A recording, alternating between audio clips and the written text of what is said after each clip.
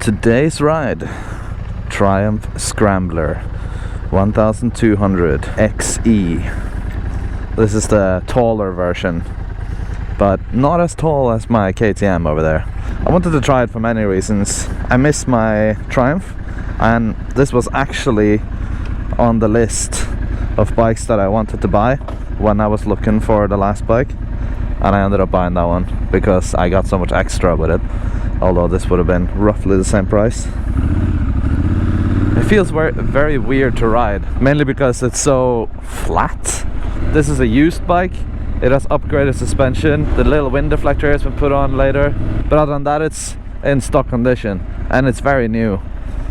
It's used but barely used. Straight off the bat, what I feel that it's a little strange on this thing is the throttle. It's a very heavy throttle. I'm guessing that's because it's not throttled by wire, but that also makes it, you know, feel a little bit more,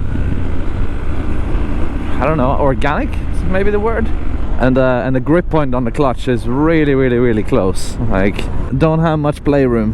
When I test rode bikes in Germany, I always had a little route that I always took that could like give me everything that I wanted to try. And one thing that I loved to do was the 0 to 60 or 0 to 100. And I'm not sure if I can find a place that can allow me to do that here in Norway, where I'm test riding this bike, because Norway is extremely strict when it comes to anything of speed. I'm gonna try and get a little bit out of the city.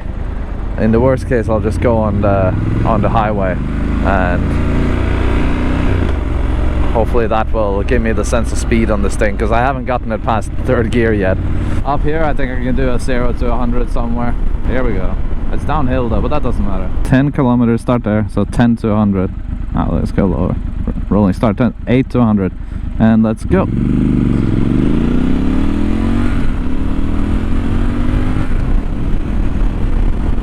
There we go. That didn't take long. I'm pretty sure I can do better than that. Let's try 0 to 60, rolling start once again. All the way down to first gear.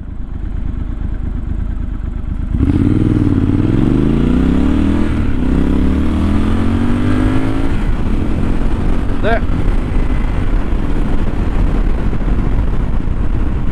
Fuck it, beautiful. This is a nice bike, seriously. I'm a big fan. Alright, let's have a quick look at this thing. So first of all, there's a big cluster of buttons here. We have the lights, modes. Were we not even in sport? Hold on. Oh. Rider. Rain. We were on road, no. Now we're in, I don't know how to change modes. And it's heated grips, and then we have on and off heated grips here. Emergency light button, home button, which just keeps it there. Let me check the mode again. How do I change it to sport? Now we're in sport. Ooh.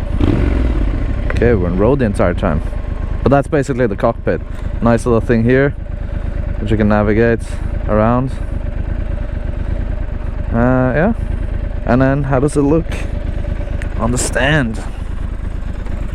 Well, first thing is, this is a really good looking bike. It's supposed to be a good balance between street and off-road. I would not take it like off-road, like in the dirt, but I'll take it gravel road riding.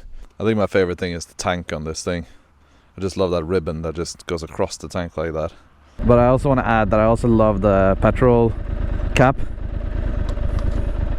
That is very cool, and it clicks in, very nice and satisfying. But I wish it was the other way around, but it probably is a way you can turn it around. Oh, that's very nice. Clicks open. That's on.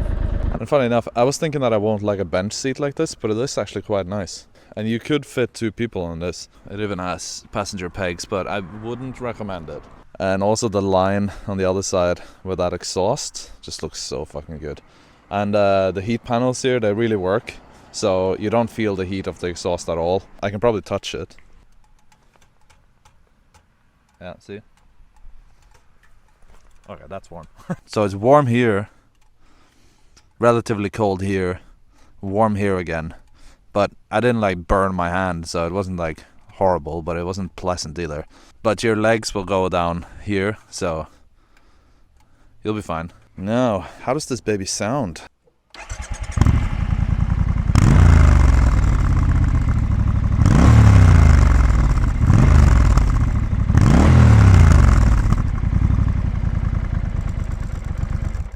Now that's with stock exhaust.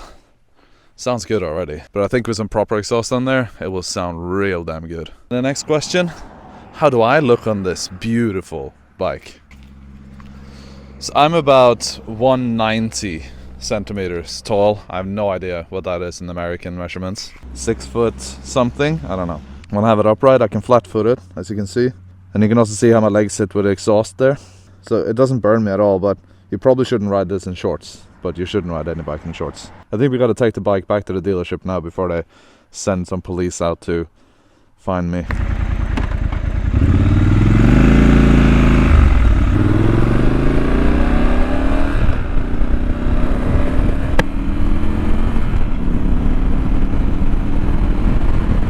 One thing I just want to add is that I really like the feeling of this gearbox that is on this bike. Every single gear has a prominent click. And you know exactly that you're in gear. Even neutral has its own like really prominent place, so it's not hard to find neutral. And if you ride bikes regularly, you know how that is. Coming up to a stop here now on a red light, and I'll see if I have time to show you exactly what I mean. So we're in second now, down to first. Big nice clonk into that. And look how easy I'll get into neutral now. A bike I don't know. There we go, neutral. And I could feel it click into neutral without any problem. Very, very nice. The gear lever though is a little bit too tight for me because I have very big feet, but that's something you can adjust. It's also sitting a little low, so I really gotta like bend my foot down like quite far to get to it, to gear up, but it's all adjustable. You have your normal setups, you have like your lock there for your steering column. It's like you don't need, it's a key fob on this thing. Also in here you have something, probably something to connect the charger, I guess. I kind of feel a little bit like it's good to have a key that you insert. It's probably very handy to not have that, I don't know. But the key is very funny because it looks like a big car key. It looks like this. Oh, and for those who's wondering, it's very comfortable to stand up on this bike as well. You got a nice grip on the bike.